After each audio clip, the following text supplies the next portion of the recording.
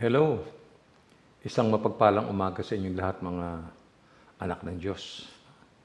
Magandang umaga rin po sa ating mga regular na manonood at nakikinig sa lingguang paksa dito sa ating YouTube channel. No? Ah, kamusta na po kayo? No? Matatapos na ang taong 2020, ngunit ang tanong ay nagawa ba natin ang mga pinagagawa ng ating Panginoon sa atin? No? Atin pong alamin dito lang sa ating channel. Bago ang lahat ay manalangin muna tayo. Panginoon, inaalala namin ang iyong katapatan. Salamat sapagkat sinasamahan mo kami sa aming mga lakad araw-araw. Salamat na ang iyong mga pangako ay totoo at ang kabutihan mo ay hindi nagbabago sa oras na ito. Lumalapit kami sa iyo at inilalatag ang aming mga buhay sa iyong harapan. Sinasamba ka namin at humihibik na banal ang Diyos na makapangyarihan. Ngayon, kasama ang lahat ng mga kapatid at ang mga henerasyon na nakalipas at kasalukuyang panahon, kasama ang mga anghel na nang-aawitan na sa langit dahil sa iyong kadakilaan at kagandahan. Panginoon, sinasamba ka namin at iniibig ka namin, kaya sa iyo ang kaluwalhatian sa pangalan ni Jesus. Amen. Good morning doon sa mga late. Alam niyo, ang paksa natin ngayon ay mahalaga, lalo na sapagkat matatapos na nga yung taong 2020. No? Hindi natin alam kung anong mangyayari sa papasok na taon. No? So nais nating isara ang pahinang ito at atin naman buksan ang isa pang pahina sa taong 2021. No?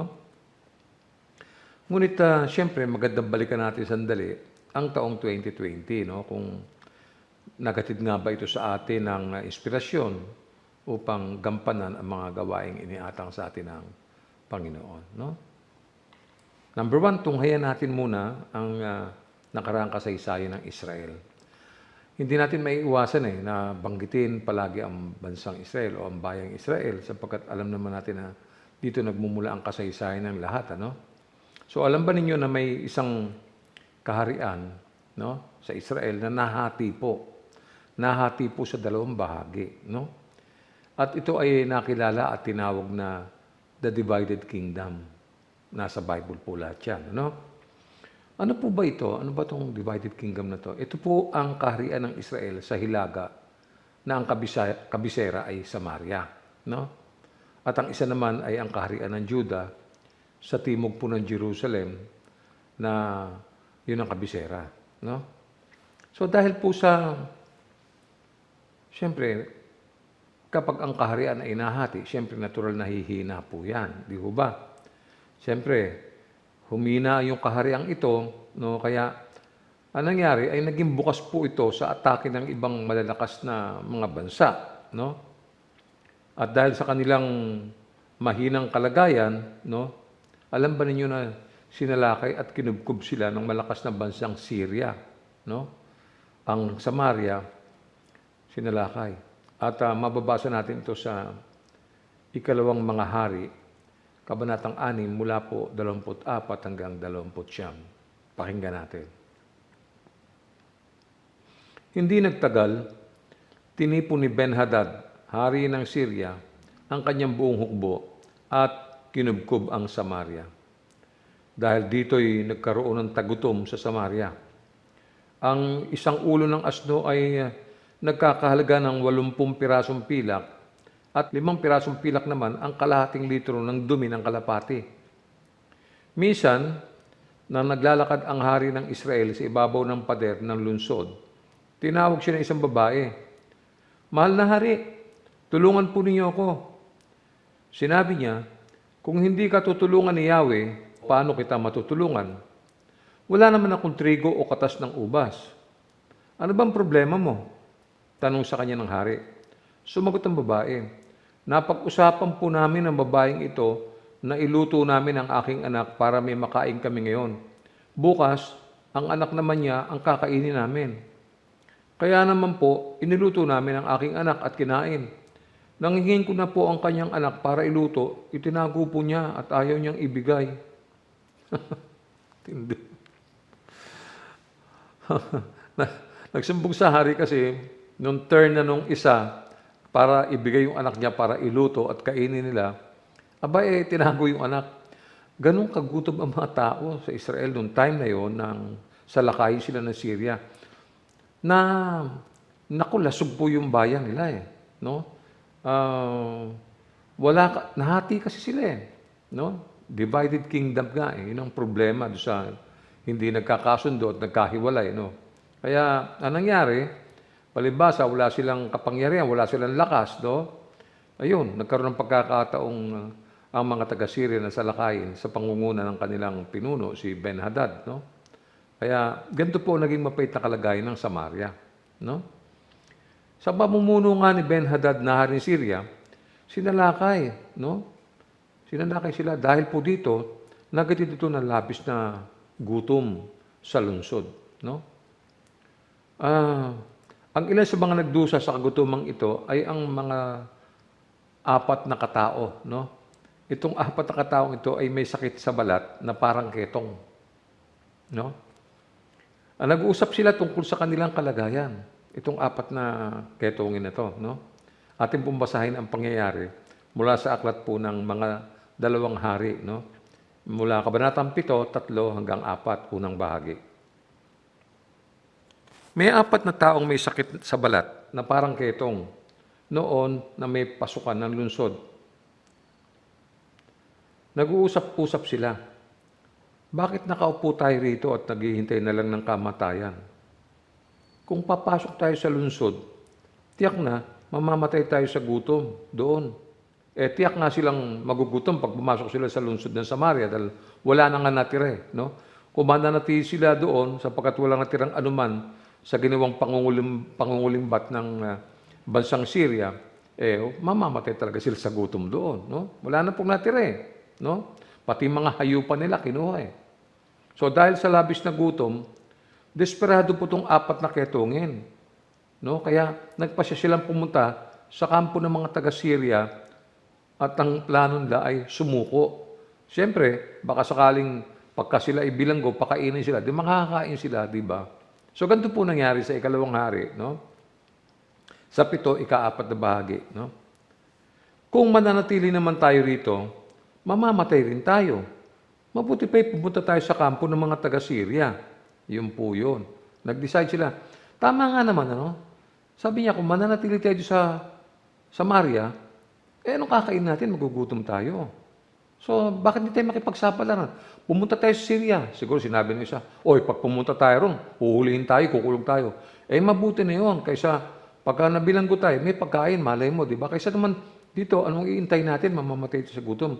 Kaya nag-agree sila na pumunta nga po sa Syria. Ito po ang sumunod ng pangyayari sa 2 hari, Kabanatang 7, 5 hanggang 7. Nang palubog na ang araw, pumunta nga sila sa kampo ng mga taga-Syria. Pagdating doon, wala silang dinatnan isa man. Sapagkat sa kapangyarihan ni Yahweh, ang mga kawal ng Syria ay nakarinig ng mga yabag ng napakaraming kabayo at mga karwahe. Dahil dito, inakala nilang inupahan ng hari ng Israel ang mga hari ng Hiteo at Ehipsyo para tigmain sila. Kaya't tumakas sila ng magtatakip silim. Iniwan nila ang kanilang kampo, pati mga kabayo, asno at lahat ng naroroon at kanya-kanya silang takbo para iligtas ang kanilang buhay. Iyon ang nangyari. Naghimala ang Panginoon, no? At akala yata ng mga taga-Syria, sinasalakay na sila. Sa taranta nila, nagsitaka sila. Naiwan, dinala yung mga kinulimbat nila, tsaka yung mga dati nilang pag-aari. Naiwan doon sa kampo, no? Kaya, solong-solo ng apat na ketongin ang buong Syria. Nako, laking gulat po nila sa kanilang nadatnan. So, ano pong ginawa nila? No? Basahin natin ang verse 8. Pumasok ang apat sa unang tolda. Kumain sila at uminom. Pagkabusog, sinamsam nila ang lahat ng ginto pilak at mga damit na naroroon at ito'y itinago. Pagkatapos, pumasok din sila sa ibang tolda. Sinamsam din nila ang lahat ng naroon at itinago. May imagine mo po, no? Bukod siya nabusog na sila, nagpakabusog muna sila eh. Pagkatapos inikutan nila yung mga tolda, nako, laking gulat nila, ang daming ginto, ang daming mga kayamanan na naiwan doon at mga damit, no? Tontuwa yung apat. Biro mo, kani-kanina lang, gutom na gutom sila. Tapos ngayon sobrang busog na busog naman sila. Isipin po nyo yun, ano? Andun yung mga ginto, yung pilak, at mga damit na sinamsam ng mga Syrians. At kinuha naman nila ito at kanilang itinago. Ngunit alam mo, siguro sabihin natin, nag-usap-usap sila, takot, ang ano tayo, huwag natin sasabihin to, sa atin lang ito, no? Huwag na natin pagsabi, tayo lang, sabi gano'n. Siguro, siyempre, no? Kanya-kanyang kulimbat sila, may ginto at kung ano-ano pa, no? Pero alam niyo, nung makapagmuni-muni yung apat, siguro, merong nagpapaalala sa kanila na, uy, baka hindi pwedeng ganyan, no? Nagbago ang kanilang isip. At ngayon, ang nangyari, kailangan nilang ipagtapat sa mga opisyal ng hari kung ano yung kanilang natagpuan. At ganito naman ang nangyari pagkatapos, no? Ikalawang hari, Kabanatang 7, 9-11. Ngunit, naisip nila, hindi tama itong ginagawa natin. Magandang balita ito at hindi natin dapat sarilinin. Hindi natin ito dapat na ipagbukas sapagkat tiyak na mapaparusahan tayo. Ang mabuti, ipaalam na natin to sa mga opisyal ng hari. At lumakad nga sila. Pagdating sa pasukan ng lungsod, sinabi nila sa mga bantay, galing kami sa kampo ng mga taga-Syria at isa mang bantay ay wala kaming dinatnan. Ang nakita lang namin ay mga kabayong nakatali, asno at mga tolda.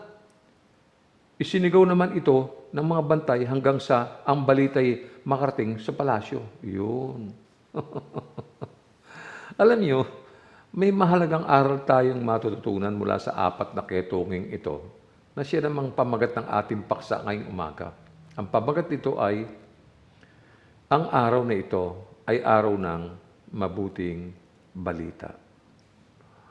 So, ang paksa natin ngayong umaga, ay nakakatuwa, na itong karanasan na ito ng apat na ketungin talagang, na-imagine ko po kasi, imagine mo, nung salakayin yung Samaria, di ba? Nataranta sila, kanya-kanyang tago sila, di ba? Hala, ang mababangis na na mga kaaway ay, di ba? Itong Syria, talagang binubuksan yung mga bahay, sinisira, kinukuha yung lahat ng mga alahas, kung ano man yung makukuha nila, pagkain, mga hayop, no? Then, all of a sudden, walang natira, di ba? Tapos, desperado na yung apat. Siguro nag-uusap-usap sila. Anong gagawin natin? Wala, di maghintay na lang tayo kung ano. Siguro sumagot naman yung isa. Ano ka? Kung maghintay tayo, mamamatay tayo sa gutom. O saan naman tayo pupunta? Ba't hindi tayo pumunta na lang sa Syria? Ano ka? Papatayin tayo doon. Hindi. Bibihagin tayo noon. At pag nakakulong tayo, malay mo, pakainin tayo. Sabi naman ng isa siguro, oo nga, try natin. Kaysa dito wala tayong kabuhay-buhay dito. Kaya nag-try sila. Then, all of a sudden, nung makarating sila roon, wala naman palang sundalo maski isa. At nung pumasok sila sa mga solda, nakita yung mga na-discover nila, mga ginto at kung ano-ano. Ang dami. Pagkain, mga damit, na mga kinulimbat din ito ng mga lokong Syrians, di ba? Then pagkatapos, nagpakabusog sila, di ba? Kasi kanya-kanyang taguan sila ng alahas, ng ginto, di ba? Hanggang sa, yun nga, nakapagmuni-muni sila. Maganda yung sinabi Balikan ko lang yung sinabi rito, no? Sabi rito, balikan ko yung verse 9. Ngunit naisip nila, hindi tama itong ginagawa natin. Magandang balita ito at hindi natin dapat sarilinin. Hindi natin ito dapat ipagpabukas sapagkat tiyak na mapaparusahan tayo. Ang mabuti, ipaalam natin ito sa mga opisyal ng hari. At lumakad nga po sila. Yun nga po, no? At pagdating doon sa pasukan ng lungsod, ay sinabi nila sa mga bantay. Ayun na po. Hanggang sa nalaman na po nakarating na po ito sa palasyo. No? So makita natin na yung mahalagang aral dito ay itong paksang ito, no, ngayong umaga, mapapansin natin mga kapatid na malaking pagkakatulad ng marami sa atin sa apat na ketonging ito. May pagkakapareho. No, ha? Bakit nananatili tayong tahimik? Gayong kailangan natin ipahayag sa mga tao ang mabuting balitang naghahatid ng kaligtasan sa kanila. Di ba? Bakit tayo nananahimik? Di ba may pagkakatulad? Sila mananahimik na sana eh. At hindi nila ipagsasabi yung nasumpungan nila eh. No? Pero kailangan ibalita yung mabuting balita na yun. No, ha? Tingnan natin ang pagkakatulad sa Roma number 1. Ang pagkakatulad noon at ngayon sa letter A po. Sa magkakatulad ng kaso, mayroong kagutuman. Ayun. Balikan natin. Noon, ando doon yung kagutuman nila sa pagkain. Di ba? Walang natirang pagkain. Gutom na gutom sila. Pero ngayon, marami pa rin ang nagugutom sa espiritual na pagpapala na tanging sa Diyos lamang magmumula. Mga pagpapalang pinipigil ng Kristiyano at ayaw ibalita. Di ba? Alam nyo, ang pagkagutom po ng tao sa mga espiritual na bagay ay mayroon pong kaugnayan sa kasalanan. Alam natin yon. Hindi natin ito maitatanggi. No, ha? So, ang kasalanan ito po ay ang di pagsunod ng tao sa kalooban ng Diyos. Alam natin lahat yan. Babalikan natin uli yung aklat ng Roma sa 3:23. Ganito po sinasabi ni Apostol Pablo. Sapagkat ang lahat ay nagkasala at walang sino mang nakaabot sa kaluwalhatian ng Diyos. Alam na natin yan. Ni isa walang nakalusot. Lahat kapos. No? So sa kabila ng lahat ng kasalanan ng tao, sa kabila nun, yung mga ginawa mong kasalanan, ginawa kong kasalanan, ang Diyos ay nahabag sa atin sa halip na parusahan tayo. At nagbigay po siya ng libreng kaloob na kaligtasan. Tingnan niyo pong mabuti. Balikan niyo to. Sabi po sa Roma 6:23, tingnan niyo. Sapagkat kamatayan ang kabayaran ng kasalanan. Ngunit, ang libreng kaloob ng Diyos ay buhay na walang hanggan sa pamamagitan ni Kristo Jesus na ating Panginoon. Kita niyo po yun? Dahil nagkasala tayo, kamatayan ng kabayaran yan. Ha? Salamat tayo, hindi dumating yung araw na hinatulan tayo ng Diyos. Hindi pa ho dumarating yun. Sa halip na hatulan tayo, ang ginawa ng Diyos, libreng kaloob na buhay na walang hanggan sa pamamagitan ni Kristo Jesus na ating pong Panginoon. Ang galing. Ang galing ng ginawa ng Panginoon. So, tingnan po natin, no? Tuloy natin. Ma? Sa letter B, sa bawat kaso, mayroong libreng kasaganaan na magagamit. Yung kwento kanina at saka yung tayo. Di ba? Yung nangyari sa Samaria at saka yung nangyayari sa buhay natin ngayon. Noon, napakaraming pagkain po sa kampo ng Syria. Di ba? Nung pumasok yung apat, ang dami, no ha? Pero ngayon, merong masaganang pagpapalang espiritual tayo mula kay Kristo. Ganito po ang sinasabi ni Apostol Pablo. Subaybayan ninyong mabuti at pakinggan. Efeso 1:3. Purihin ang Diyos at Ama ng ating Panginoong Hesukristo.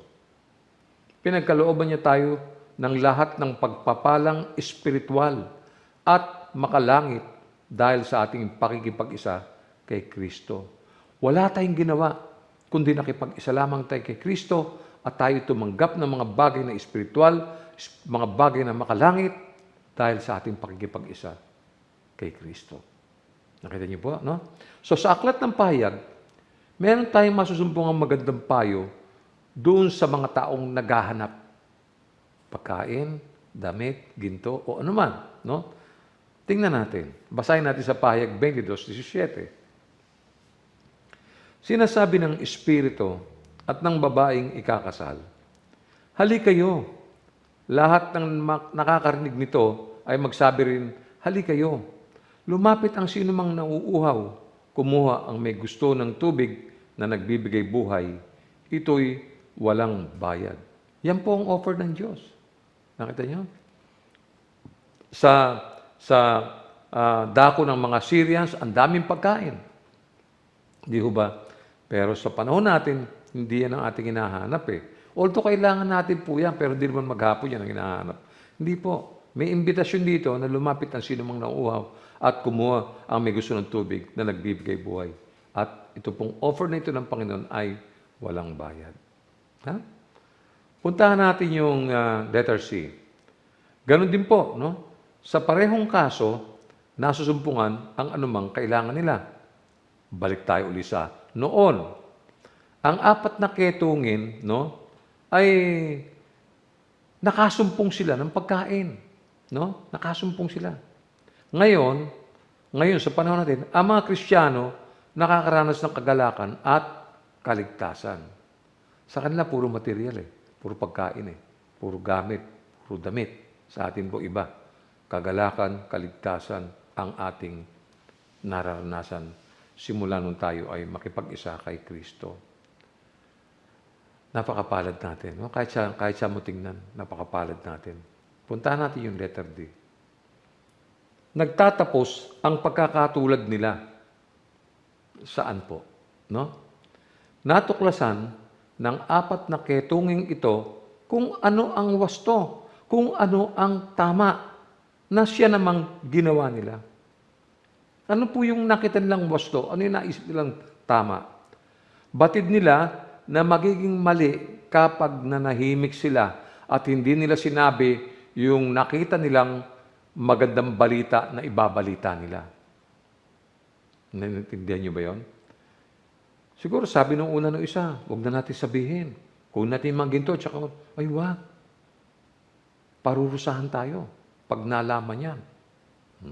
Kita niyo, no? So, batid nila na magiging mali kapag nanahimik sila. No? At alam nilang mapaparusahan sila kapag itinago nila sa kanilang sarili ang mabuting balita na kanilang natuklasan. Ano yung mabuting balita? Tandaan nyo, tagutom sa Samaria nung panahon na yon. At kung ibabalita nila ang magandang balita na sa Syria, ang daming pagkain, puntahan natin. Malapit lang yun Kalapit bayan nila yun Makakain po ang mga taga-Samaria at hindi sila mamamatay sa gutom. Hindi katulad ng magkaibigan, magkakapitbahay na nag-aaway, parehong nanay, nakita naman nyo. Naubos na yung isang anak niya, nung anak naman ng kaibigan nila o kapitbahay nila ang kakainin, itinago. Nakita niyo po yun, no? Kaya, ano pong ginawa ng apat na ketungin? Nagbalik sila sa lungsod. Pumasok nila sa Samaria, no? At ipinahayag nila ang mabuting balita sa mga tao. Ano yung mabuting balita? Na hindi kayo mamamatay sa gutom, na kayo ay may kakainin, na kita namin, na discovery namin. Yun po yun, no? Pero ang nakakalungkot, on the other side naman, marami sa mga Kristiyano, nahihigitan pa ng mga ketungin. Mas may isip pa yung mga ketungin kuminsan sa mga Kristiyano. No, ha? Makikiraan lang ako ng konti. Ganyan po kasi minsan Sa kabila ng mabuting balita, nananatili tayong tahimik. Hindi natin pinagsasabi yung kahalagahan ng mabuting balitang ito. Ano ba yung mabuting balita na nasumpungan natin? Well, unang-una, yung buhay na walang hanggan, yung kaligtasan. Di ba? Yung kapayapaan, napakarami po niyan. No, ha? So, walang nangyari, samantalang marami ang namamatay sa kagutumang espiritual. Mababalita mo, lalo itong COVID na to, kabi-kabila ang namatay, pero nakakilala kaya sa Diyos yung mga yun. Hindi ho ba? So, nagpapakabusog naman tayo sa Ebanghelyo. Lahat tayo busog sa Ebanghelyo. Sila yung mga kain ng kain, ngunit wala namang ginagawa. Yun ang nakakalungkot. Di ba? No? Hindi ba natin alam na mali ang mga gantong gawain? No? Alam niyo yung mabuting balita, ipinagkatiwala sa atin ng Panginoong Hesus yan. So, hindi dapat tinatago yan. Hindi dapat inililihim yan. Dapat yan.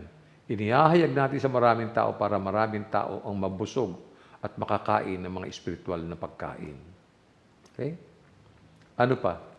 Sa letter E, matuto sa mga ketungin. Yun ang sinasabi ko kanina. Matuto tayo sa karanasan nila. No? Hindi naman nabanggit na kung anong status nila. liban doon sa sila ay may sakit, no? Pero alam mo, marunong sila mag-isip, no? So, kung ano ang sinabi nila noong una ay maaari pong totoo sa atin ngayon. Ano yung sinabi? Balikan ko uli. Ang sabi, hindi natin ginagawa kung ano ang tama. Ang araw na ito ay araw ng mabuting balita at nananatili tayong tahimik. Yun ang problema natin. Marami sa atin magagandang dahilan eh. Hindi kami makalabas ng bahay kasi may COVID eh. Hindi ko ba? Para tayong namanhid. No? Parang hindi na natin alintana yung sinabi ng Panginoon na dapat natin sundin. Maraming hindi umati ng morning devotion. Pesta opisyal, isipin ninyo, noong Huwebes, kaunti po ang umattend ng Huwebes. Nakakapagtaka. Paano kaya sila nabubuhay? Hindi kaya sila nabubuhay sa biyaya ng Diyos? Ano po kaya? No? Ano man ang sinabi nila ay maaaring totoo sa atin. Yung sinabi nila. Balikan ko uli. Kung hihintay natin ang liwanag ng umaga, ang kaparusahan ay maaaring dumating sa atin. Sabi ng mga ketonging ito. Alam nila, nahatulan sila eh. Sino nga hatol sa kanila? Ang hari ng Samaria. Sa atin, sino nga hatol sa atin? Ang hari ng mga hari. Ang Panginoon ng mga Panginoon. Sila, sa hari lang natakot sila. Tayo, saan tayo natatakot?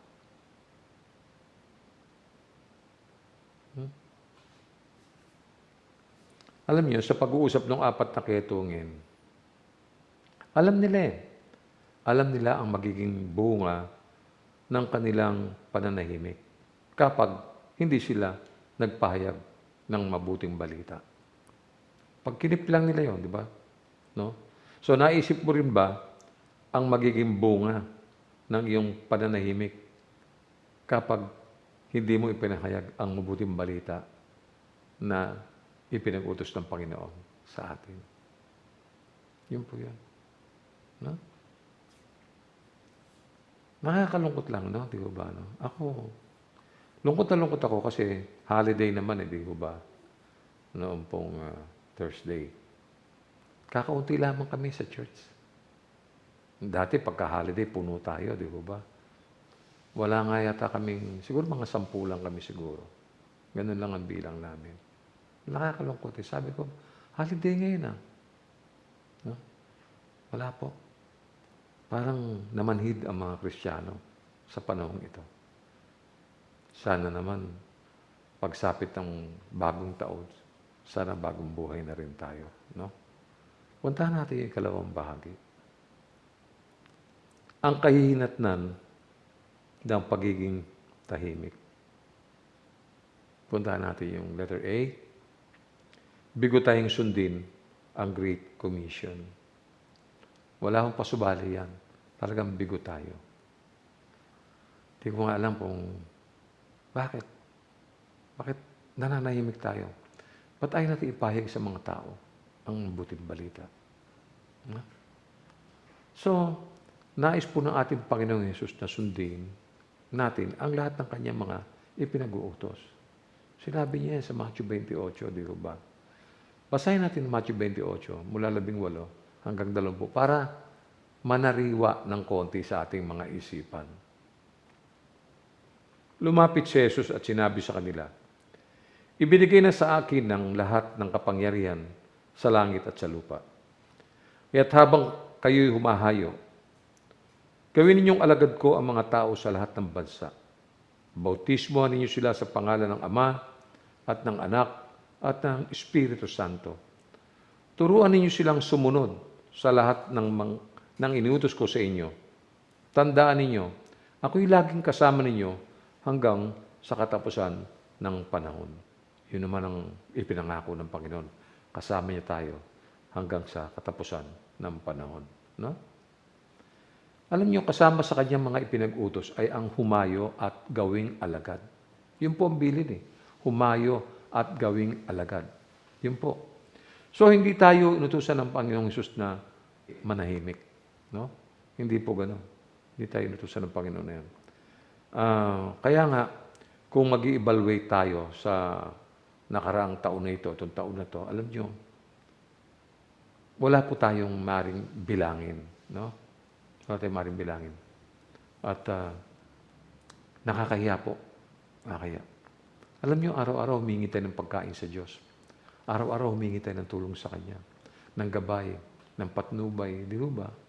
Pag may sakit tayo, humingi tayo ng tulong na pagalingin yung may sakit. Di ba? Pagka tayo nag-aalala, kagad tayong kinocomfort ng Holy Spirit. Di ba? Pero hindi tayo nakakasunod. No? Punta natin yung letter B. Bigo tayo sa ating misyon bilang mga iniligtas ng Diyos. Masakit mang pakinggan. Totoo po eh. Masakit. Palagay ko, hindi lamang tayong mga Kristiyano bumubuo sa Lord's Temple ang may pagkukulang. Sa palagay ko, worldwide po itong problemang ito ng mga Christians. No? Alam niyo, sana bilang mga pinagpala ng Diyos, kailangan nating ipahayag po ang mga papuri ng Diyos. No? Pahayag natin. Ganito po ang sinabi ni Apostol Pedro sa unang Pedro 2:9 hanggang 10. Tunghayan natin. Unang Pedro 2:9 hanggang 10. Ngunit kayo ay isang lahing pinili, grupo ng maharlikang saserdote, isang bansang nakalaan sa Diyos, bayang pag-aari ng Diyos upang magpahayag ng mga kahangahangang ginawa niya. Siya ang tumawag sa inyo upang mula sa kadiliman patungo sa kanyang kahangahangang kaliwanagan. Ano po sinasabi dito? Tayo daw po ay grupo ng maharlikang saserdote. Ganyan po ang paningin sa atin. No? Isang bansang nakalaan sa Diyos. So, nakalaan na po tayo sa Diyos. Hindi tayo nakalaan sa impyerno, hindi tayo nakalaan saan. Nakalaan tayo sa Diyos. No? Bakit? Tayo po yung bayang pag-aari ng Diyos upang magpahayag ng mga kahangahangang ginawa niya. Ano po yung mga kahangahangang ginawa niya? From the beginning. From the creation. Di ba?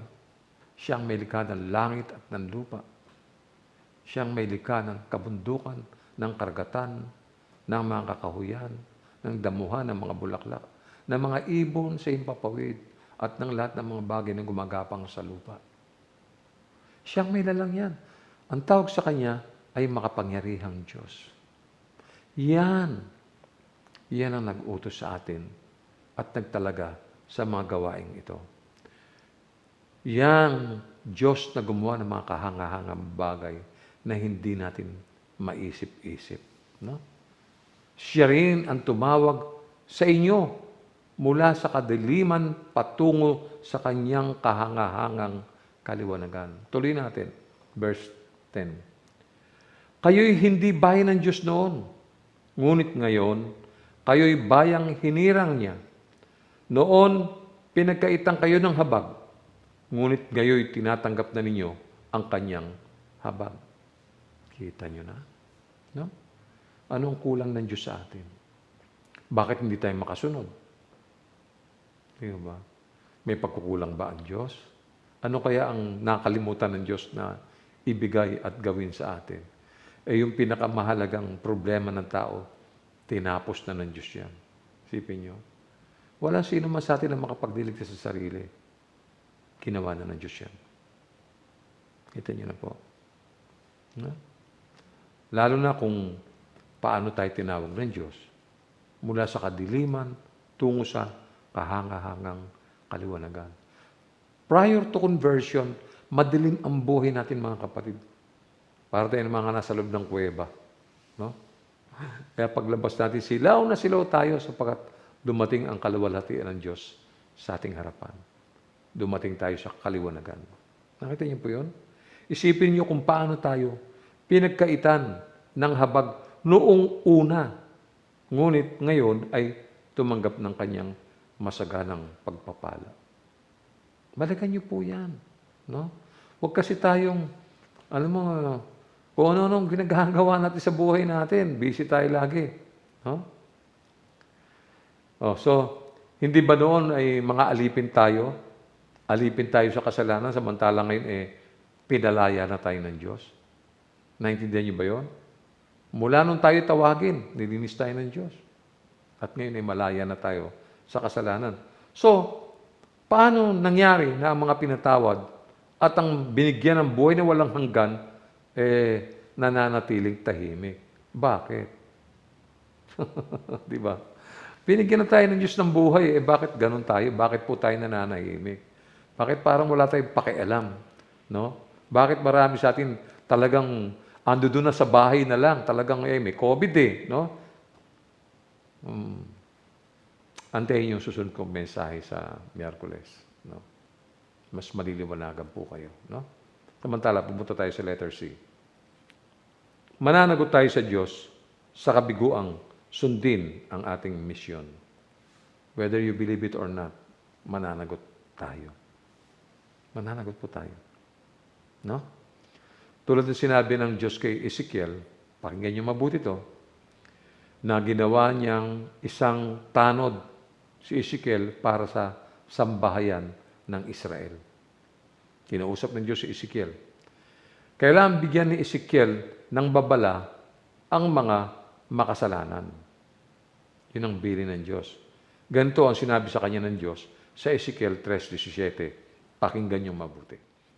Ezekiel, anak ng tao, ginagawa kitang bantay ng bansang Israel. Makinig ka sa aking sasabihin at bigyan mo sila ng babala. Ano po yun? Itong babalang ito, kailangan pakinggang mabuti ni Ezekiel. Kapag nabigo si Ezekiel na bigyan ng babala ang mga masasama, mamamatay po ang mga taong masasama sa kanilang sariling kasalanan. Ngunit, mananagot rin si Ezekiel sa kanilang kamatayan. Ganito ang sinabi sa kanya ng Diyos Basahin natin. Sa Ezekiel 3:18-21.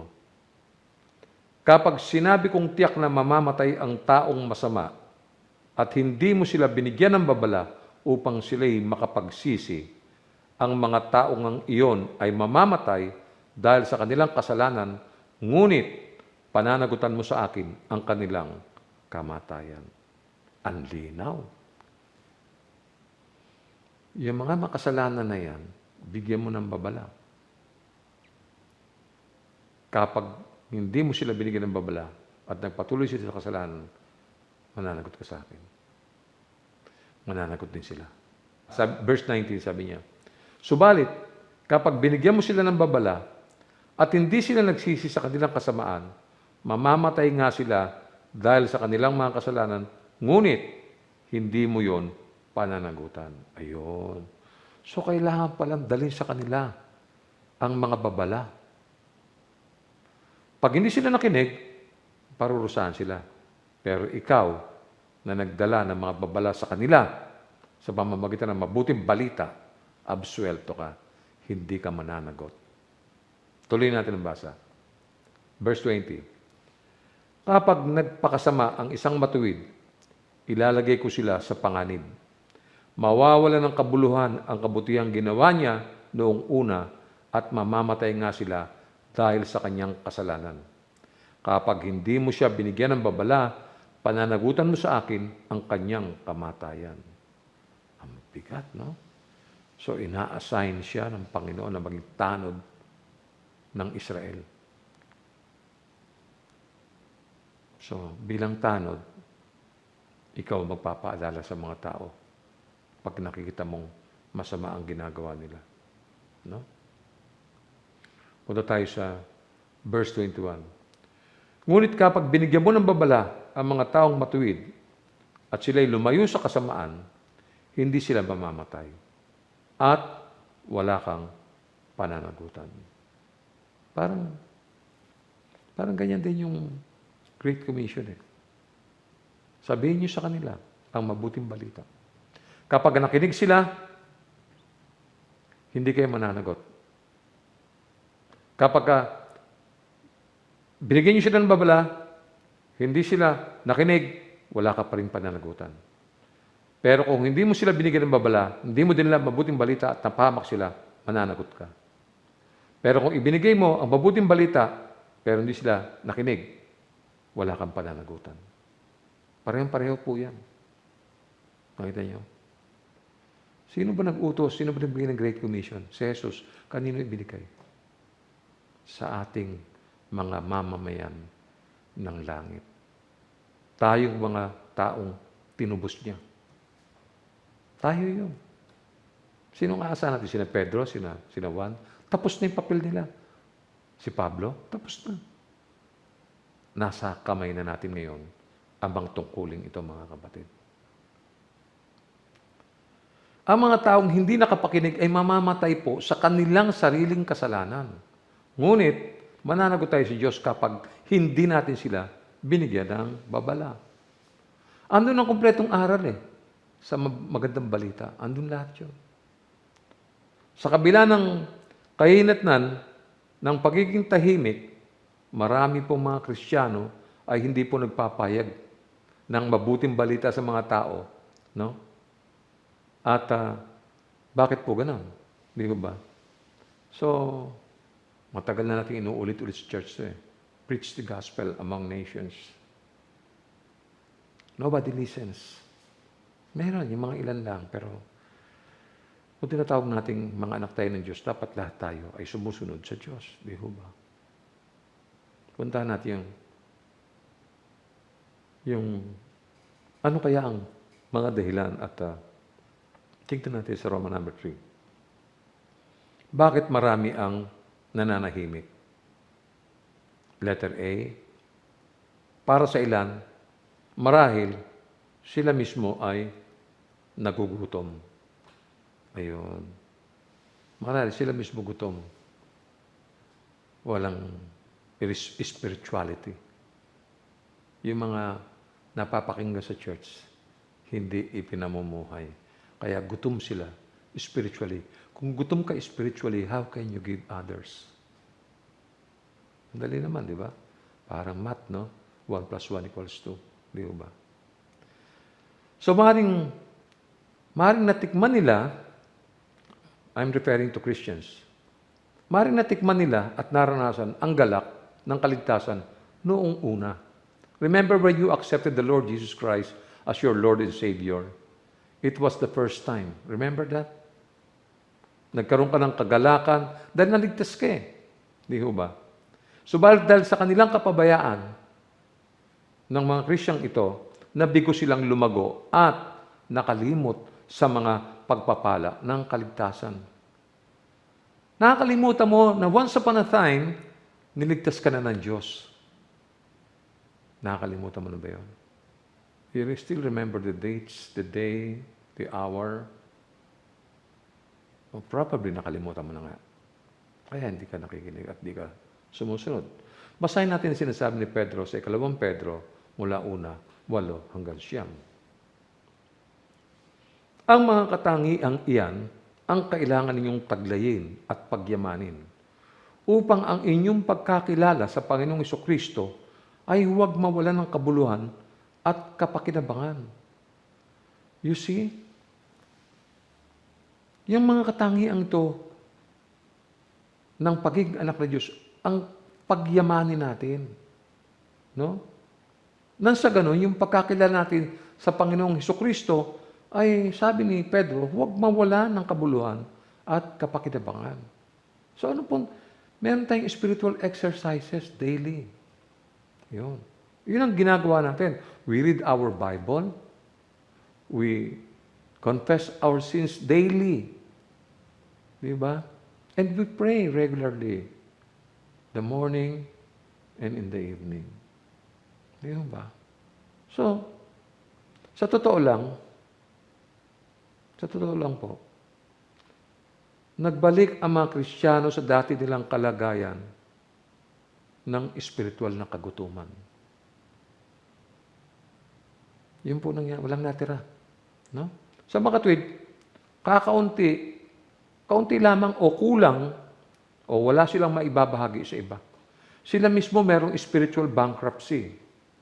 So ano ipapangaral mo? Ano ituturo mo? Hindi ka nga nananalangin, hindi ka nga dumadalo sa mga gawain. Nakalimutan mo na, nalibang ka na sa buong season ng Kapaskuhan. Nabalitaan ko pa, ang iba sa inyo, may mga Christmas tree pa. Grabe talaga. Oh. Sana nakakain ka ng Noche Buena. No? Yung mga nagagalak sa pagpapala ng kaligtasan, ang siyang nais na magbahagi sa iba. Sila yun. No? So, paano naman ang ibang nakapakinig? Ibig sabihin, pera na sila. Ganun ho ba yun? Ganito sinabi ni David, no? Sa kanyang mga awit. Tunghayan natin. Mga awit, kabanatang 32, mula 1 hanggang 11. Pakinggan yung mabuti. Mapalad ang taong pinatawad na ang kasalanan at pinatawad rin sa kanyang mga pagsalangsang. Mapalad ang taong hindi pinaparatangan. Sa harap ni Yahweh, hindi siya nanlinlang. Nang hindi ko pa naihahayag ang aking mga sala, ako'y nanghina sa maghapong pagluha. Sa araw at gabi, ako'y iyong pinarusahan. Wala nang natirang lakas sa katawan. Parang hamog na natuyo sa init ng araw. Kaya't ang kasalanan ko'y aking inamin. Mga pagkakamali ko'y hindi na inilihim. Ako'y nagpasyang sa'yo'y ipagtapat at mga sala ko'y pinatawad mong lahat. Ito dapat ang gawin natin. Itong before the end of the year. Mag-evaluate tayo, mga kapatid. Magbulay-bulay tayo. Tanungin mo ang sarili mo, kausapin mo ang Diyos. Alam mo, pag ikaw lamang ang nagbulay-bulay at nakausap mo ang Diyos, hindi ka naman magsisinungaling dahil ba't na magsisinungaling sa sarili mo? Pag-isipan mo to, kamusta ang relasyon ninyo ng Diyos? Nakakausap mo ba siya? Kailan kayo huling nag-usap? Marahil nung may sakit ka o may sakit yung anak mo. Pagkatapos nun, kailan na ulit yun? Ano na nangyari? May regular ka bang debosyon? O marami kang inaasikasong pamalit sa gawain ng Panginoon? Maliwanag yung sinasabi rito. No? Kaya't ang kasalanan ko'y aking inamin. Mga pagkakamali ko'y hindi na inilihim. Ako'y nagpasyang sa'yo'y ipagtapat. Sa Diyos po yan. At mga sala ko'y pinatawad mong lahat. Yan ang ginawa niya ni David. Verse 6, kaya ang tapat sa iyo'y dapat manalangin, sa oras ng kagipitan, ikaw ang tawagin, at sa bugso ng bahay, di sila aabutin. Ikaw ang aking lugar na kublihan. Inililigtas mo ako sa kapahamakan. Aawitin ko ng malakas, pag-iingat mo, pagliligtas. Ang sabi ni Yahweh, aakayin kita sa daan, tuturuan kita, at laging papayuhan. Huwag kang tumulad sa kabayo o sa mola na walang pangunawa, na upang sumunod lang ay hahatakin pa ang renda. Labis na magdurusa ang taong masama, ngunit ang tapat na pag-ibig ni Yahweh ang mag-iingat sa sino mang nagtitiwala sa Kanya. Lahat ng tapat kay Yahweh magagalak na lubos.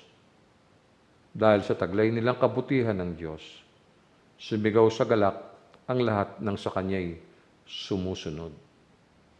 Yun po yun. Si David, binuksan niya ang kanyang puso sa Diyos. No? At konkreto, no, yung sinasabi niya rito, buhay ng tao po yan eh. No? Pag marami tayong mga pagkukulang sa Diyos, huwag ninyong basta kaligtaan at parang wala lang, parang wala nangyari. Di ba? Alam niyo, ganun din yung ginawa ni Felipe nang masumpungan niya si Jesus. Basahin natin sa 1:43 hanggang 46. Kinabukasan, minabuti ni Jesus na pumunta sa Galilea.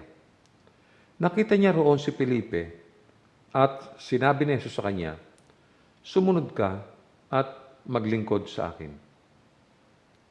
Si Felipe ay taga Betsaida, tulad nila Andres at Pedro. Nakita ni Felipe si Nathaniel at sinabi niya dito, natagpuan na namin ang tinutukoy ni Moises sa kanyang isinulat sa aklat ng kautusan at gayon din ang mga propeta. Siya si Jesus na taga Nazaret na anak ni Jose. Nakita po niyo to? Ano po nangyari? Ibinalita kagad, no? Ni Felipe kay Nathaniel. Sabi niya, natagpuan na namin tinutukoy ni Moises sa kanyang isinulat sa aklat ng kautusan at gayon din ng mga propeta. Ano sinabi niya? Sinabi niya, inihayag niya, siya si Jesus na taga Nazaret na anak ni Jose. Pwede rin natin sabihin sa mga tao, nasumpungan mo na ba ang tagapagligtas mo? Siya walang iba kundi si Jesus, ang anak ng Diyos. Siya ang tanging tagapagligtas. Yun lang po sasabihin natin. Ganyan ang ginawa ni Felipe. Tuloy natin sa 46. May mabuti bang maaring magmula sa Nazaret? Tanong ni Nathaniel. Sumagot si Felipe, halika't tingnan mo. So anong ginawa niya? Hindi lang niya ibinalita, isinama pa niya, niyakag pa niya. Pag sinabi mo sa tao na, hindi mo ba alam na mayroong tagapagligtas? Ang pangalan niya ay Jesus. Totoo ba yan? Meron nga bang ganyan? Halika, sumama ka sa akin sa church. Ganun po dapat ang Christian. Di ba? Ngayon, magandang dahilan. Wala may pandemic, pastor Wala nga. May pandemic, baka may mahawa Kaya mahawa ka, kaya hindi, mamamatay ka rin. Anong gusto mo? Mamatay ka sa katatago sa lungga? O mamatay ka na naglilingkod ka sa Diyos? Madaling mamili, kapatid. Gusto mo, mabuhay ka ng matagal, mahabang mga panahon ng buhay mo, pero wala ka namang sinunod sa Diyos. Di ba? Kaya madali ka ng pandemya o hindi, pamamatay ka rin. Si Satanas lagi nakaabang yan. Di ba? Pero ako, mas gugustuhin ko pa na mamatay na naglilingkod ako. Kaysa mamatay ako, nakatago lang ako dun sa loob ng bahay ko. Anong palagay mo? Di ba? May mabuting balita na dapat tayong ibalita. Yung 4 na ketongin, ang galing, di ba? Makita nyo? Mabuti pa ngayon, may mga isip sila no? Alam nila yung mabuting balita. At alam nila, hindi nila pwedeng ilihim yun. Alam nila may masamang mangyayari sa kanila pag nilihim nila yan. Dapat ang mga Christian, kanyan din. Alam din ang Christian kung ano yung hindi na dapat na ilihim. No? Puntahan natin yung letter B. Para sa iba, ito ay maaaring dahil sa takot o pinanghihinaan ng loob. Ayun. Baka kaya hindi makapagsalita. Takot ako, pastor Nahihiya kasi ako, pastor. Kasi pastor, hindi lang ako nakapag-aral Grade 4 lang ang inabot ko. Makinig ka, kapatid. Makinig ka. Kung takot ang dahilan, kaya tayo nananahimik, tandaan natin na sa listahan ng mga itatapon sa impyerno, sa listahan ng mga itatapon sa impyerno ay una yung mga duwag. Naniniwala ka ba? Basahin ko. Pahayag 21:8. Subalit malagim ang kasasapitan ng mga duwag, ng mga taksil, ng mga nagpapasasa sa kasuklam-suklam na kahalayan, ng mga mamamatay tao, ng mga nakikiapid, ng mga mangkukulam, ng mga sumasamba sa Diyos-Diyosan, at lahat ng mga sinungaling. Ang magiging bahagi nila ay sa lawa ng nagliliyab na asupre. Ito ang pangalawang kamatayan. Nakita mo? Anong una sa mga listahan? Yung pong mga duwag. Yan ba? Ganyan ka ba? Duwag ka ba? Duwag ka, ayaw mo magpahayag. Hindi ka makasunod. No? Mas nahihiya ka sa pagsunod. No? Marami kang dahilan. No? Alam mo, pasalamat kayo dahil may nagsasalita pa. At least, these are chances given to us. Kasi, pwedeng anytime, pwede kang bumalikwas. Pero magsisi ka muna. Kung mahabang panahon ka nagtatago dyan sa loob ng tahanan mo, sa takot sa COVID, I think you have to pray. No? Hindi nais ng Diyos na maging duwag tayo. Ganito po ang liham na ipinabot ni Apostol Pablo kay Timoteo. Pakinggan natin. Dito po sa ikalawang Timoteo, kabanatang 1, 7-8. Sapagkat ang Espiritong ibinigay sa atin ng Diyos ay hindi Espiritu ng kahinaan ng loob, kundi Espiritu ng kapangyarihan, pag-ibig, at pagpipigil sa sarili. Kaya't huwag kang mahihiyang magpatotoo tungkol sa ating Panginoon at huwag mo rin akong ikahihiya na isang bilanggo alang-alang sa Kanya. Sa halip, makihati ka sa pagtitiis para sa magandang balita. Umasa ka sa kapangyarihan ng Diyos. Ang linaw. Ano po sinasabi? No? Huwag kang mahihiyang magpatotoo tungkol sa ating Panginoon. Ano ipapatotoo mo? Yung sinabi ng Panginoon, ang magandang balita. Yan ang ipatotoo mo. Ipatotoo mo kung paano ka niligtas ng Diyos. Ipatotoo mo paano binago ng Diyos ang buhay mo. Yun po yun. Hindi ka naman magkikwento ng mga bagay na napanood mo sa sine. Hindi naman eh. Buhay mo to. Magulo dati yung buhay mo. Parang walang pag-asa. Nagkawatak-watak kayo. Pero ngayon, unti-unti kayong binuo ng Diyos. Pati ang pagkatao nyo, unti-unti kayong binuo ng Diyos. Wala naman, hindi mo ikikwento yung ibang buhay, kundi buhay mo mismo. No? Hindi ba ninyo alam na ang katapangan ay nagmumula sa panalangin? Diba? Tunghayan natin yung aklat ng mga gawa sa kabanatang 4, 29. No? At ngayon, no? Tingnan ninyo, pinagbabantaan nila kami. Tulungan ninyo ang inyong mga alipin na maipangaral ng buong tapang ang inyong salita. Ano pa sabi? Sa aklat ng mga gawa 4:31. Pagkatapos nilang manalangin, nayanig ang kanilang pinagtitipunan. Silang lahat ay napuspos ng Espiritu at buong tapang na nangaral ng salita ng Diyos. Kung natatakot ka, nahihiya ka, you pray. Hindi tayo binigyan ng Espiritu ng kaduwagan. You pray, you ask the Lord. Panginoon, samahan mo ako. Hindi ko po alam sasabihin ko sa kanila. Tulungan niyo ako. Hindi ko ba? Tignan din natin yung sinasabi ni Apostol Pablo sa Efeso 6:19-20. Ipanalangin din ninyong ako'y pagkalooban ng wastong pananalita upang buong tapang kong maipahayag ang hiwaga ng magandang balitang ito. Kita nyo na? No? Kita nyo yun? Bigyan daw siya, pagkalooban siya ng wastong pananalita upang buong tapang kong maipahayag ang hiwaga ng magandang balitang ito. No? Humihingi siya ng prayer. No? Verse 20, dahil sa magandang balitang ito, ako'y isinugo at ngayon nakabilanggo. Kaya't ipanalangin ninyong maipahayag ko ito ng buong tapang gaya ng nararapat. May sense po ang sinasabi ni Apostol Pablo rito. Nakita niyo po yun? No? Alam niya na marahil hindi niya talaga kaya ang lahat ng gawain na ito, no? Kaya humingi siya ng prayer sa mga kapatid. No? At alalahanin niyo na nung time na sinasabi niya ito, nakakulong na siya, nakabilanggo na siya. No?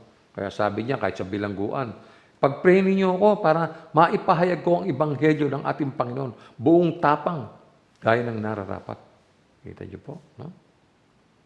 Tayong mga tao sa siyudad ng Caloocan, tayong nasa Metro Manila, ano ba tayo? Nahihibang ba tayo sa mga kapaligiran? Ano ba ang mga bagay na sumisira ng programa ng Diyos sa buhay natin? Diba? Parang diba? Ang tagal na nating nag-aaral ng salita ng Diyos eh. Pero parang wala pong natira. No? Kung binaghinaan ka ng loob, kaya ka nananahimik, no? Tandaan mo yung prinsipyo ng pagtatanim at pag-ani. Yung pagtatanim at yung pag-ani. Basahin natin yung Galatia 6:9 para maintindihan natin. Kaya't huwag tayong magsawa sa paggawa ng mabuti. Pagdating ng takdang panahon, tayo ay aanib kung hindi tayo magsasawa. Yun po.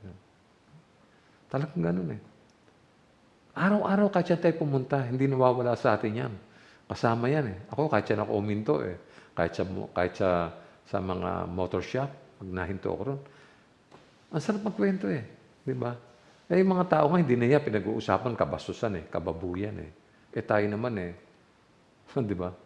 Ang nilalaman ng ating mga sasabihin sa kanila ay mga bagay na mahalaga at maghahatid ng mabuting buhay para sa kanila. So ano naman nagkakabahala? Ano naman nagkakahiya natin yan? Wala naman dapat, di ba? Makinig kayo mabuti.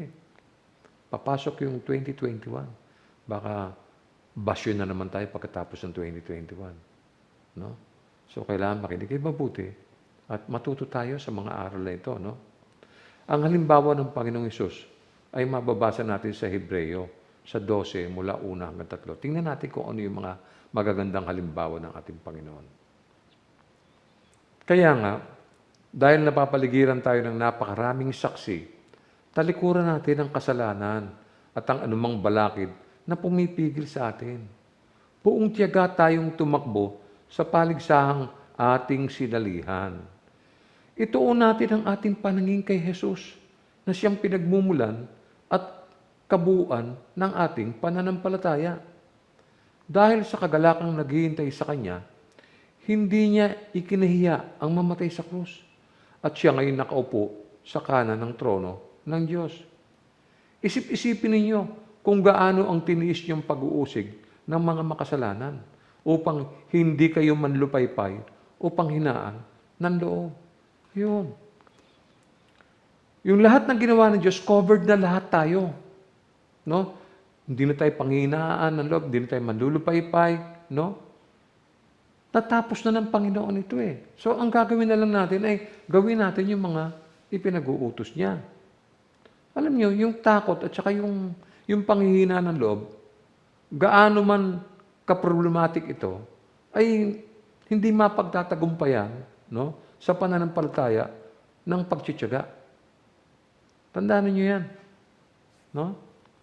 Puntahan natin yung letter C. Para sa marami, maaring masyadong naguguluhan. Ayan. No? Unang-una, na para makapagturo sa iba, kailangan pa ang master's degree o yung interpersonal communication. Hindi natin kailangan yan. No? Niisip mo ba, kailangan magkaroon sila ng 4 na taon sa Bible School o Bible College, no? O ng ilang specialistang pagsasanay. Sa totoo lang, hindi natin kailangan yan. Ang ating gawain ay simple lamang. Madali lang, hindi mahirap. No? Ipahayag ang Ebanghelyo ni Kristo Jesus. Yun lang po yun. Simple as that. Pwede ka magsimula sa Pwede ka magsimula sa yung kamatayan. Pwede ka magsimula sa palengke. No? Matataas na bilihin. Di ba? Pwede ka magsimula doon sa pag-aasawa. Napakaraming topic na pwedeng simulan. Di ba? Iyon po yun. So, maaari natin ito ipresenta sa pinakasimpleng paraan. Basahin natin yung 1 Corinthians chapter 15, verses 1 to 4. Mga kapatid, ngayon ipinapaalala ko sa inyo ang magandang balitang ipinangaral ko sa inyo. Yan ang magandang balitang inyong tinanggap at taging saligan ng inyong pananampalataya. Naligtas kayo sa pamamagitan nito kung matatag ninyong pinanghahawakan ang salitang ipinangaral ko sa inyo. Dahil kung hindi, walang kabuluhan ang inyong pananampalataya. Sapagkat ibinigay ko sa inyo itong pinakamahalagang katuruan na tinanggap ko rin. Si Kristo'y namatay dahil sa ating mga kasalanan bilang katuparan sa sinasabing kasulatan. Inilibing siya at muling nabuhay sa 3 araw, ayon din sa kasulatan. Nakita nyo? Yung sinasabi ni Paul dito, mga kapatid, wag nating sayangin, no? Yung magandang balita. Alalahanin natin yung mga ipinaalala sa atin. Ipangaral natin ito. Yun po sinasabi niya dito, no? Kaya sapat na sapat yung mga paalalang ito no? Bakit ngayon tayo nangangaral patungkol sa evangelism? May COVID. Kasi paghahanda na po ito para sa next year. Para hindi na maulit itong mga pagkukulang natin sa taong ito, para naman tayo ay makabawi sa next year. Yun po yun. Makabawi naman. No? Sabi pa niya sa Efeso 4:11, at binigyan niya ang ilan ng kaloob upang maging apostol. Ang iba na may mga propeta, ang iba'y ibanghilista, at ang iba'y pastor at guro. Oh, kanya-kanya yan eh. Kanya-kanyang ministry yan eh. Kayo mga tagapakinig, pwede kayong maging ibanghilista, pwede ang iba sa inyo ay maging pastor at guro. Pwede mangyari yun. Di ba? Kaya kung ano yung ibinigay sa iyo, gawin mo.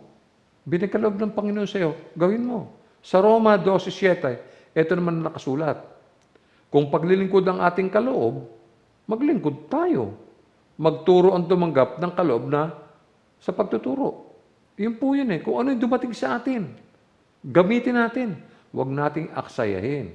1 Corinthians 12:29. Hindi lahat ay apostol, propeta o guro. Hindi lahat ay binigyan ng kakayahang gumawa ng mga himala. Nakita mo? Kaya kung ano yung dumating sa iyo, yun ang gamitin mo. Kung ikaw ay pwede kang maglingkod, maglingkod ka. Sa paanong paraan? Kung saan ka dinadala ng Diyos, doon ka maglingkod. Kita niyo po yun? Huh?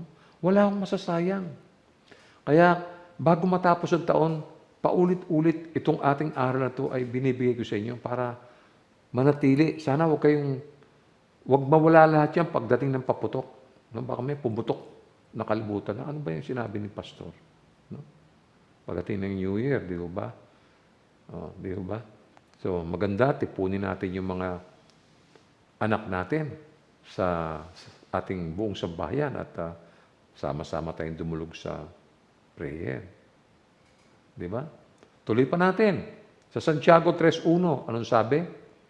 Mga kapatid, hindi dapat na maging guro ang marami sa inyo dahil alam niyo na tayong mga nagtuturo ay hahatulan ng mas maigpit kaysa iba. Huwag ka na mangarap. Kung hindi ka naman talaga tinawag dyan, di huwag. Di ba? Pero kung ikaw na may tinawag talaga, pagbutihin mo at pagsikapan mo. No? Ang pagpapahayag po ng Ebanghelyo, mga kapatid, ay madali kung susundin natin ang sinabi ni Pedro. Sa unang Pedro 3:15. Ano sabi? Igalang ninyo si Kristo mula sa inyong puso at sambahin ninyo siya bilang Panginoon.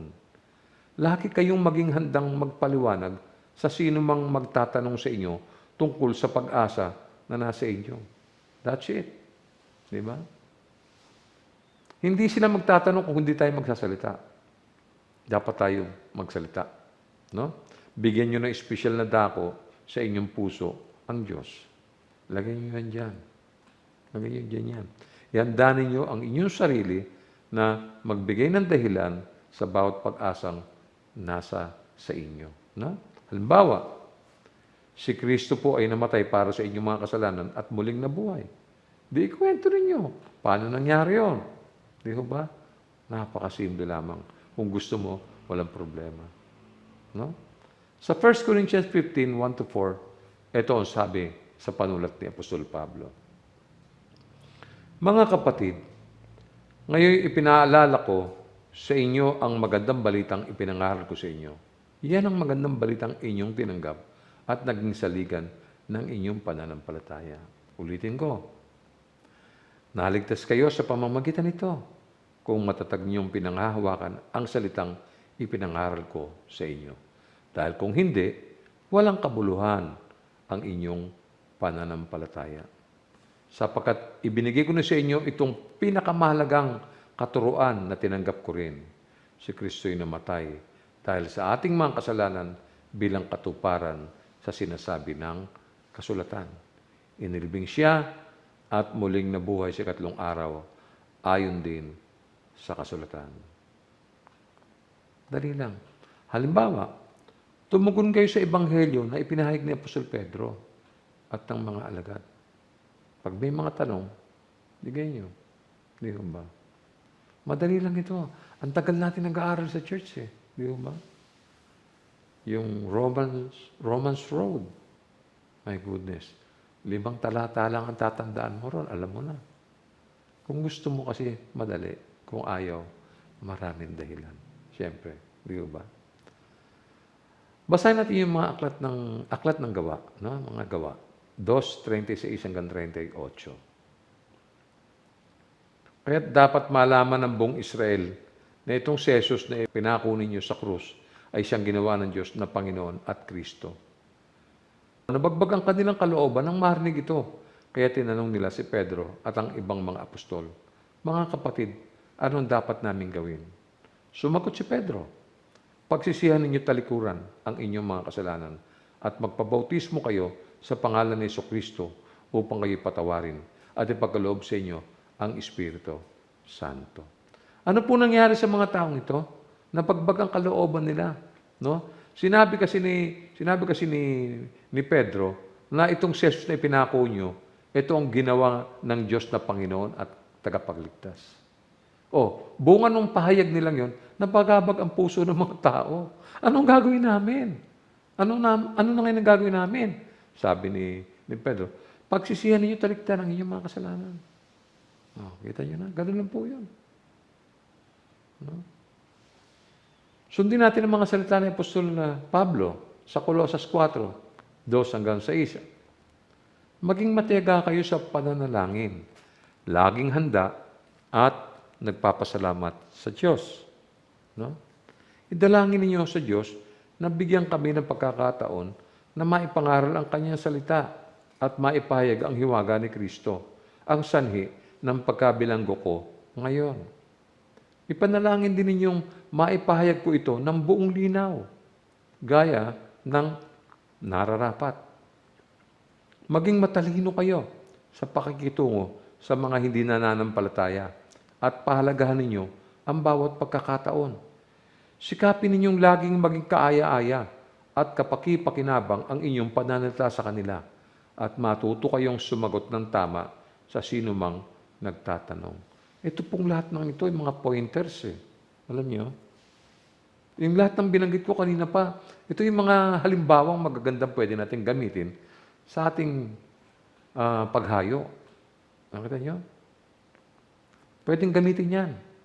Yung mga halimbawang yan. Halimbawa, ito pa isa sa Efeso 6:19 hanggang 20. Ipanalangin din ninyong ako'y pagkalooban ng wasong pananalita upang buong tapang kong maipayag ang hiwaga ng magandang balitang ito. Dahil sa magandang balitang ito, ako'y sinugo at ngayon nakabilanggo. Dapat ipanalangin ninyong maipahayag ko ito ng buong tapang gaya ng nararapat. Kita nyo? Manalangin sa bawat pagkakataon. Kung wala kang ginagawa, magbasa ka, manalangin ka. Huwag yung lipat ka ng lipat kung saan sa mga pages yan. Wala kang mapapakinabang dyan.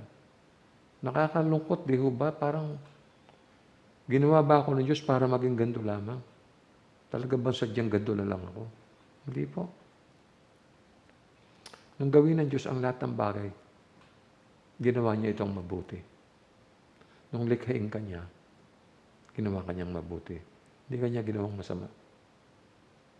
Tayo ang lumilihis sa nais ng Diyos. Tayo ang humihiwalay sa Diyos. Okay?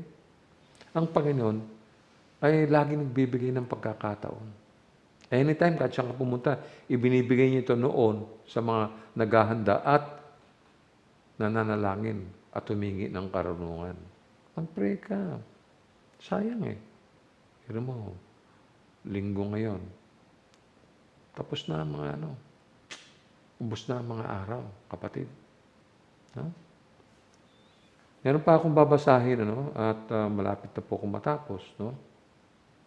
Sabi po sa Santiago 1:5, ngunit kung ang sino man sa inyo ay kulang sa karunungan, humingi siya sa Diyos at siya'y bibigyan, sapagkat ang Diyos ay nagbibigay ng sagana at di nanunumbat.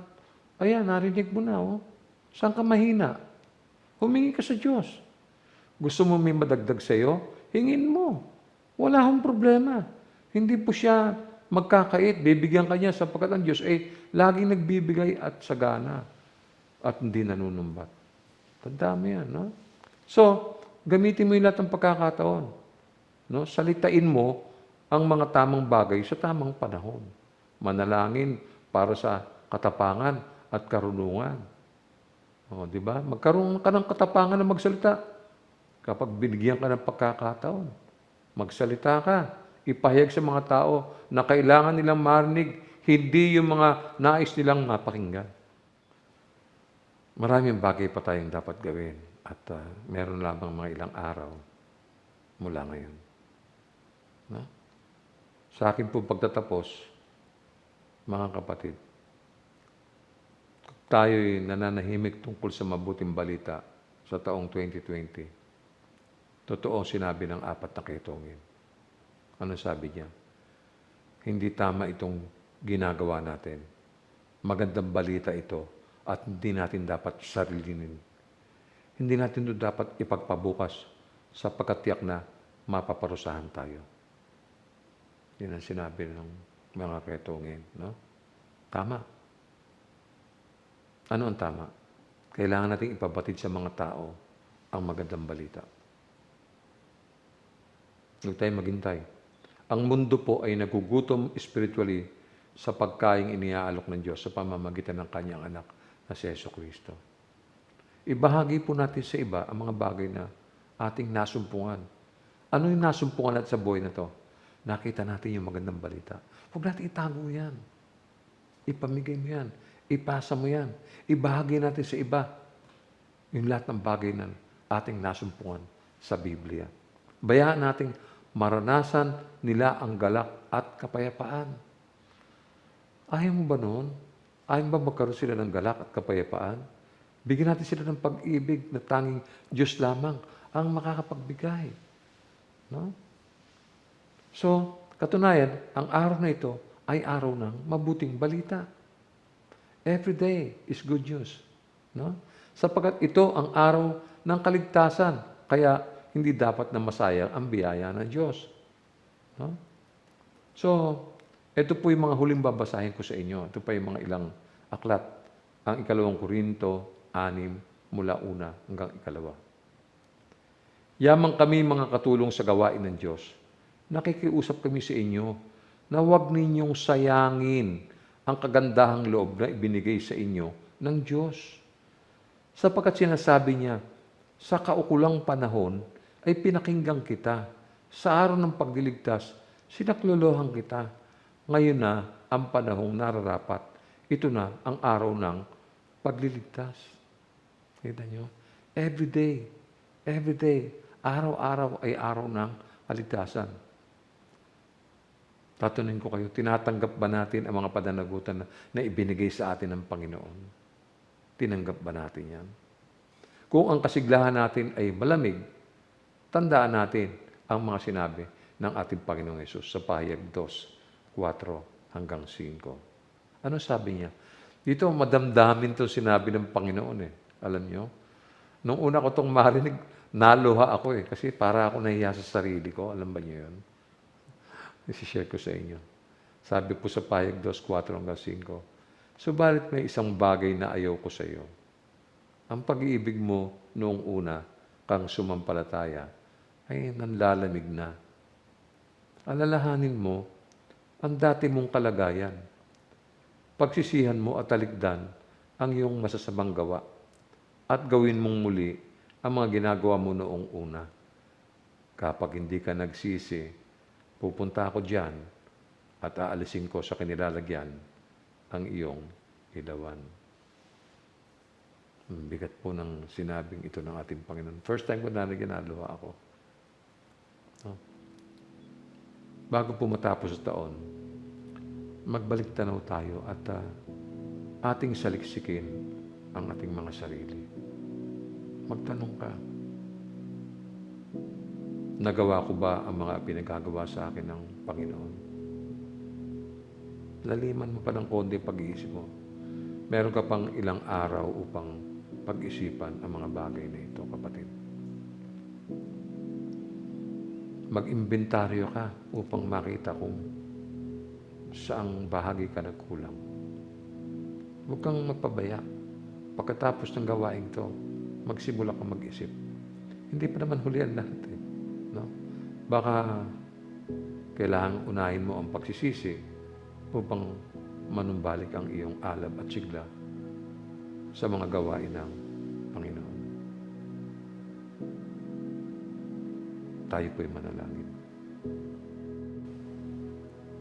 Panginoong Diyos, nagagala kami sa iyong kadakilaan at kapangyarihan, kahinahunan at pag-ibig, sa iyong habag at katarungan. Tulungan mo nawa kami ng iyong Espiritu na parangalang ka sa aming mga isipan, sa salita at sa mga gawa, at paglingkuran ka sa bawat aspeto ng aming buhay. Salamat, Panginoon, sa mga paalalang aming napakinggan. Salamat sa kadalisayan ng iyong mga salita. Pinasasalamatan ka namin, pinupuri ka namin, at sa iyo ang karangalan at kaluwalhatian. Ito po ang aming dalangin. Sa pangalan ng aming Panginoong Hesus. Amen. Tanggapin natin ang biyaya na kaloob ng Diyos. Ang biyaya ng ating Panginoong Jesucristo at ang pag-ibig ng Diyos at ang pakikiisa ng banal na Espiritu ay magpasa ating lahat ngayon at magpakailanman. At ang lahat ng mga iniligtas ng anak ng Diyos ay magsabi ng Amen. Magbatian kayo sa isa't isa at purihin natin ang Panginoon.